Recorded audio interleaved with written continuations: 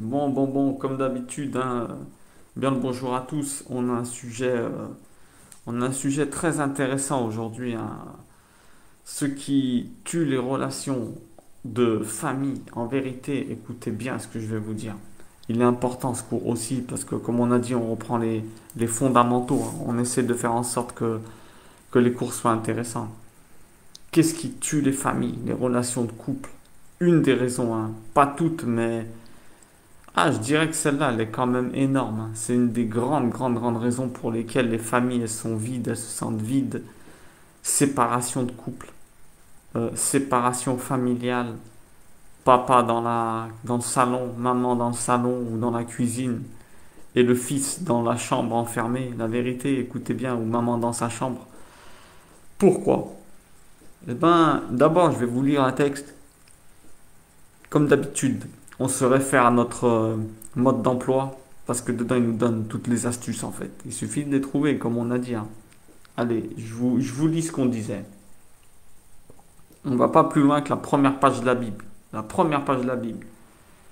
Verset numéro 14. La Genèse 1, verset 14. Je vous lis. Et Dieu dit qu'il y ait des luminaires dans l'étendue des cieux pour séparer le jour d'avec la nuit, et qu'ils soient pour signe et pour saison déterminée, et pour jour et pour année, et qu'ils soient pour luminaires dans l'étendue des cieux pour donner de la lumière sur la terre. Alors là, on a un texte inimaginable. Alors qu'on entend ça, on dit bon, il est en train de créer le soleil et tout. Qu'est-ce que ça veut dire? Et bah déjà, la première chose qu'il dit, c'est que ça soit des signes. Des signes de quoi? Des saisons, qu'on sache que le temps y passe, que c'est important que le temps il nous est limité dans ce monde. Oui, c'est une des bonnes réponses. Mais il y a écrit que ça soit des luminaires dans l'étendue des cieux pour donner la lumière sur la terre. On sait que le soleil donne la lumière et la lune, eh ben, elle donne la lumière aussi. Pourquoi? Parce elle reflète les rayons du soleil. Donc, mais si on va chercher ça, c'est les premières interprétations. Si on va chercher plus loin, ces deux astres, en fait, ils nous donnent de la lumière, c'est-à-dire ils nous enseignent. Qu'est-ce qu'ils nous enseignent? Pourquoi Dieu il nous parle des luminaires? Quel était vraiment un de leurs objectifs de création? Eh ben, c'est pour te montrer quand on dit la lune. Quand Moïse est sorti d'Égypte, Dieu lui a montré la lune et il a dit, maintenant tu célébreras les fêtes. Et ça, c'est important. C'est important. Pourquoi il dit ça? Ben, parce que il voulait lui montrer, en voyant la lune, que c'était l'exemple de l'être humain. Entre guillemets, la lumière du soleil représenterait Dieu, sans dire que le Dieu c'est le soleil, parce que ça c'est pour des autres croyances. Mais nous, l'humain, on serait comme la lune. Ça veut dire qu'on a un cycle. La vie, elle est faite de cycles. Et des fois, on est gros, on est balèze. Et des fois, on diminue comme la lune. Mais chaque fois, on se régénère. Vous comprenez? On est censé évoluer toute notre vie. Alors maintenant, je vous dis une chose. Où je veux en venir avec tout ça? Qu'est-ce qui tue les familles, les relations parents-enfants, femme, mari? Ben, moi je vous dis, c'est qu'on n'évolue pas. C'est qu'on n'est pas assez intéressant. Qu'est-ce que ça veut dire? Qu'on n'est pas assez intéressant. Ben, ça veut dire que la routine, elle s'installe. Quand t'es pas intéressant, quand petit à petit, toi t'évolues pas, eh ben t'es pas intéressant pour ton entourage. Et ça, c'est terrible. Les écrans et les amis deviennent plus intéressants que nous. Alors voilà pourquoi à la maison, eh ben, on rouille, comme disent les jeunes. D'accord? La nature autour de nous, elle évolue. Il est dit que le monde matériel, je répète des choses, il est dit que le monde matériel est fait pour qu'on comprenne le monde intérieur. Tout ce que tu vois autour de toi, c'est fait pour que tu arrives à mieux te comprendre tous les éléments de la nature. Et la nature, justement, elle évolue tout le temps. Tu vas me dire, elle évolue, oui, en forme de cycle. Eh ben oui, mais un arbre, il évolue, mais quand à chaque fois, il grandit, l'arbre. Il garde pas sa même taille. D'ailleurs, quand tu coupes le tronc, tu as vu, il gagne en largeur aussi, il gagne en largeur et en hauteur. Qu'est-ce que ça veut dire? Eh ben, ça veut dire que toi aussi, tu es censé t'agrandir en largeur et en hauteur toute ta vie. D'ailleurs, c'est une insulte pour Dieu de ne pas évoluer. Pourquoi? Parce que Dieu, il inspire l'être humain à évoluer. Il nous met des idées, on évolue, on crée des avions, la sagesse scientifique, la médecine. Donc, nous, dans notre ADN, eh ben, on est censé évoluer. C'est important d'évoluer, toujours intérieurement et extérieurement, on dit. Hein. Intérieurement, extérieurement aussi. Hein. Il faut toujours tenter de faire un peu de sport et toujours évoluer pour être fonctionnel, comme dit un de mes amis. Juste un maximum de temps. Un maximum de temps. C'est très important parce que tu as une dégénérescence naturelle des cellules à partir de 21 ans, je crois. Donc, qu'est-ce qu'il faut faire? Eh ben, il faut compenser avec du sport. Le sport, c'est pas un hobby. Au bout d'un certain âge, c'est pas un hobby, c'est une obligation. Bref, mais là, on parle aussi et surtout de l'intériorité. Parce que c'est le fait de pas évoluer qui fait que, eh ben, qu'on n'est pas intéressant. Et comme on n'est pas intéressant, eh ben, autour de nous, ça va pas avec nos familles. Qu'est-ce que ça veut dire? C'est ton devoir. Petite parenthèse, hein, petite parenthèse. La parole de Dieu, elle évolue tout le temps quand tu la lis. Parce qu'elle sait qu'elle s'adapte à ton âge, on a dit. Elle s'adapte à ton vécu, à ton niveau que tu as actuellement. Donc c'est pour ça, des fois, c'est totalement impossible de tout comprendre. Pourquoi? Parce que tu n'as pas atteint le niveau qu'il fallait. Elle s'adapte à ton évolution. Voilà pourquoi la Bible, elle évolue quand tu la lis. Maintenant, c'est important d'évoluer. Pourquoi? Parce que pour être intéressant avec tes enfants. Parce que sinon, l'écart, il se fait tout de suite. L'écart, parce qu'ils pensent que tu es complètement dépassé et que tu comprends pas leur époque. Ils se disent, ah, les vieux, ils savent pas ce qu'ils font. Tu es obligé de connaître et de t'intéresser à tout ce qu'il y a autour d'eux. Tu as intérêt à être un spécialiste d'Internet. Tu as intérêt à savoir... moi, je vous dis, n'ayez pas peur. Les gens, ils s'intéressent pas et tout. Mais la vérité, écoutez bien, il faut vous intéresser un minimum. Je m'adresse aux parents, aux grands frères. Il y en a beaucoup qui rejettent Internet, ou même qu'ils ont peur. Ils disent qu'ils n'y arriveront pas. Eh ben, moi, je vous dis, il faut vous intéresser un minimum. Parce que votre fils ou votre fille, il faut que vous sachiez ce qu'il est en train de faire. La vérité, il faut que vous... Ça se peut, il est en train de discuter par Internet, de chatter, comme on dit, avec Gisèle 22. Votre fille, elle chatte avec Gisèle 22 et en vérité, ça se peut que c'est un routier avec une barbe. Je parle pas mal des routiers, hein, mais vous me comprenez ce que je veux dire. Ça se peut que c'est un homme mauvais avec une barbe. Je parle pas des routiers, je répète, attention. J'ai de la famille routière et vous m'avez compris. Ou alors un bûcheron, ou alors un bonhomme, elle est plus facile pour que personne ne soit visé. Un bonhomme qui sort de prison. Qu'est-ce que vous en savez? Vous avez intérêt à être à la page. Parce que c'est ce décalage qui fait que après, ben, vos enfants, eh ben, ils pensent que vous êtes à côté de leur monde et vous n'arrivez pas à les conseiller, vous n'êtes pas intéressant et même pas ils parlent avec vous, ils pensent que vous êtes dépassé. On est obligé, on doit avoir des choses à leur raconter non-stop, il faut qu'on évolue. Sinon, ben, qu'est-ce qui se passe? Eh ben, chacun dans sa chambre avec sa tablette et papa sur le canapé et vous croyez qu'il y a la paix à la maison, mais en vérité, c'est pas parce qu'il y a le silence à la maison qu'il y a la paix. Parce qu'un fils qui calcule pas son père, un père qui rentre du boulot, salut, et le fils, salut, il s'en va dans sa chambre, c'est un échec total. C'est pas une relation normale, ou là, ou encore pire, le mari et la femme avec les portables dans le lit, ou des trucs comme ça, ou devant la télé, ou laisser tomber. Vous voyez ce que je veux dire? Et tout ça, ça vient pourquoi? Ben, parce qu'on n'est pas assez intéressant. On ne cherche pas à évoluer. C'est très très important d'évoluer. Je vous garantis, vous devez évoluer pour les autres et pour vous aussi.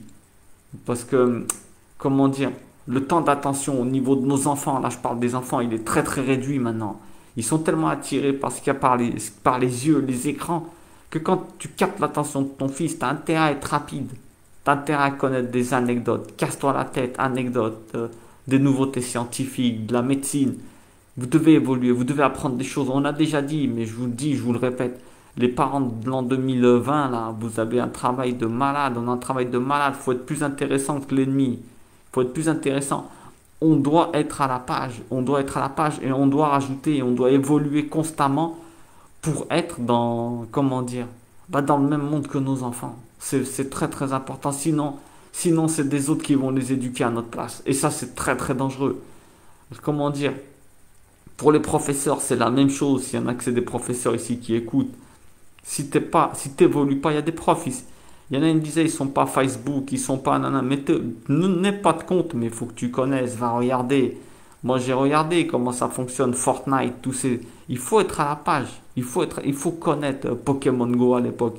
Il n'y a rien de plus marrant qu'un professeur qui est à la page d'ailleurs. Tu feras rire tes élèves et ils diront, tiens, un professeur qui dit wesh, il rigole, ou je dis pas de dire wesh comme ça, mais je dis de temps en temps, tu dis ça, tu fais passer dans une de tes phrases pour faire sourire tes élèves, et ben, tu gagnes leur confiance. Ils se disent, tiens, il, il est à la page, il sait ce qu'il dit. Et c'est très très important, c'est très très important pour la relation. Après la relation de couple, bah, c'est importantissime d'avoir des choses à raconter à sa femme. Je parle de l'homme surtout.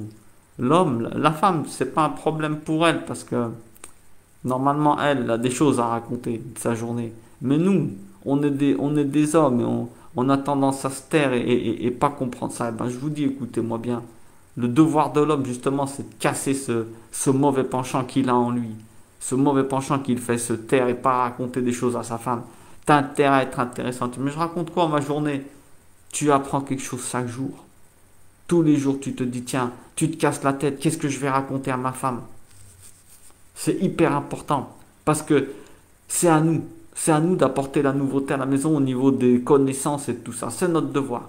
La vérité, c'est notre devoir. Écoutez bien ce que je vous dis. Parce que sinon, la routine, elle va s'installer. Et ça va s'ennuyer. Et laisse tomber. Et laisse tomber. C'est à l'homme d'apporter la nouveauté. Je vous dis la vérité. Sinon, il y aura des problèmes dans votre couple. Ayez toujours un sujet de conversation. Ayez toujours un sujet de conversation sous le bras. La vérité, écoutez ce que je vous dis.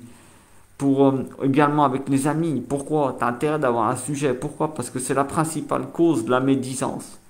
La pire des choses, écoutez bien, je m'adresse aux croyants et même les non-croyants, écoutez, parce que vous aurez la surprise quand vous ouvrirez les yeux à la fin de votre vie, vous verrez que le film, il n'est pas fini. Écoutez bien, je vous aurais prévenu. Un des trucs, une des choses que Dieu déteste, et Dieu dit il n'a pas de part avec eux, c'est-à-dire il les envoie au septième niveau de l'enfer, c'est la médisance. La médisance, la moquerie des autres. Et qu'est-ce qui fait que tu fais de la médisance? Ben, ou parce que tu veux te rehausser, mais ça c'est un autre problème.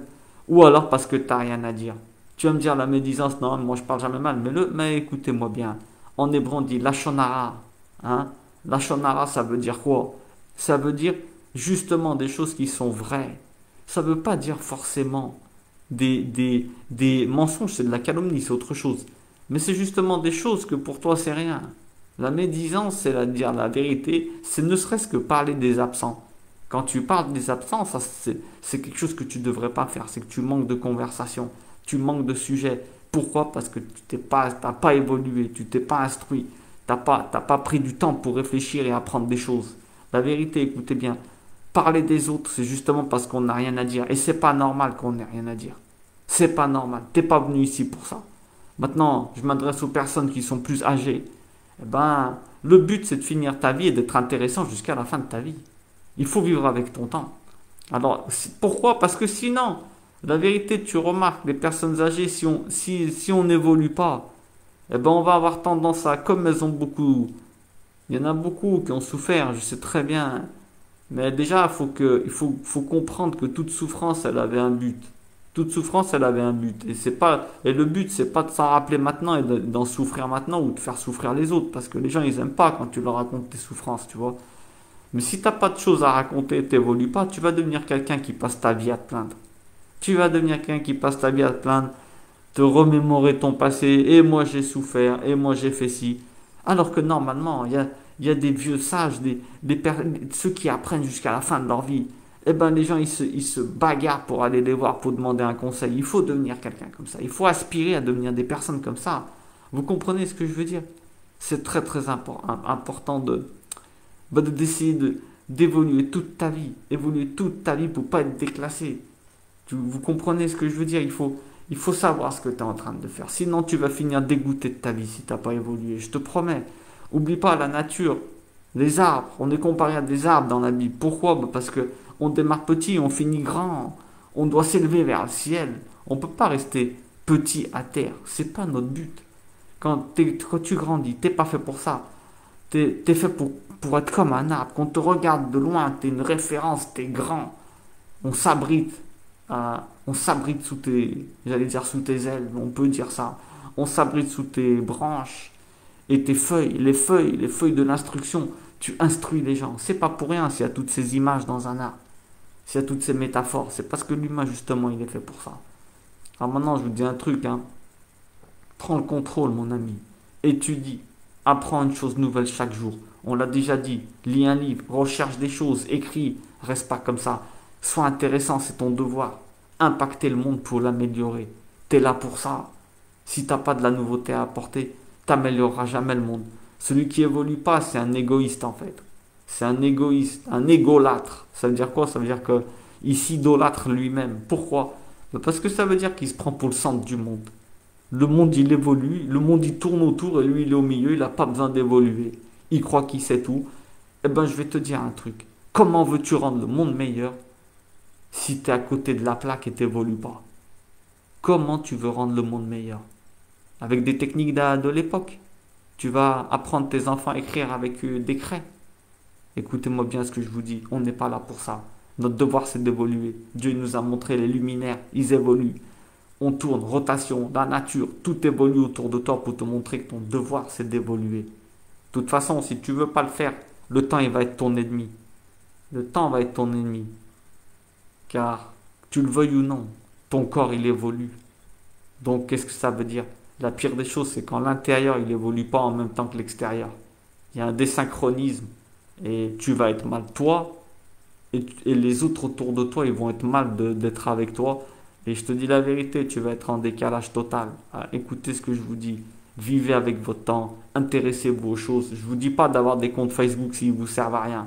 Parce que moi personnellement, il me sert pour transmettre ces vidéos et j'en suis bien content. Mais autrement, il faut faire attention. La glissade, elle est rapide dans ce genre de choses. Je vous dis de connaître les choses, de vous intéresser, d'évoluer, d'avoir toujours des choses à raconter. Lisez, cherchez. Vous avez peut-être des téléphones, des personnes âgées qui ont peur de s'intéresser à la technologie. N'ayez pas peur. Foncez, utilisez-la. Et la technologie, Dieu l'a créé, a mis ça dans la tête de quelqu'un, c'est parce qu'il y a du bon dedans. Regardez, on fait des cours et tout. N'ayez pas peur. Vivez avec votre temps, je vous en prie. Ayez toujours des nouveautés à raconter à la maison. Ne soyez pas un lourd, sinon l'ennui avec votre femme, c'est ce qui vous tuera. Ne soyez pas un lourd avec votre fils de pas connaître le monde où il vit, parce que c'est ce qui fera le décalage et c'est ce qui fera qu'il s'isolera. Avec les amis, ben, faites attention, parce que je vous ai dit, la glissade dans la médisance, c'est parler des autres. Et ben, parler des autres, on parle des joueurs de foot, tout ça, on ne les connaît même pas, la vérité. C'est terrible, c'est terrible, on est en train de gagner l'enfer avec ces choses, ça. En parlant comme ça, on se gagne l'enfer. Attention, quand je dis l'enfer, c'est pas un endroit où on brûle, là aussi, si tout va bien, on fera un cours là-dessus, hein. On brûle intérieurement, parce que le pire, c'est que de te retrouver dans un monde, après, quand tu vas mourir, tu vois que tout le monde est bien, et toi, tu es dans un endroit où tu peux pas y aller, tu vois de loin.